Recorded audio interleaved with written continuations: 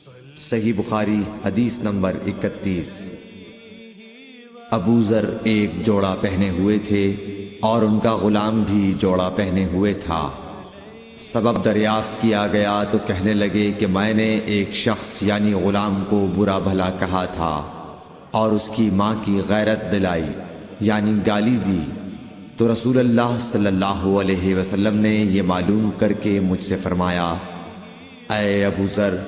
تو نے اسے ماں کے نام سے غیرت دلائی ہے، بے شک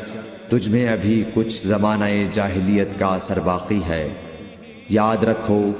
ماتحت لوگ تمہارے بھائی ہیں، اللہ نے اپنی کسی مصلحت کی بنا پر انہیں تمہارے قبضے میں دے رکھا ہے، تو جس کے ماتحت اس کا کوئی بھائی ہو تو اس کو بھی وہی کھلائے جو آپ کھاتا ہے، اور وہ کپڑا اسے پہنائے جو آپ پہنتا ہے،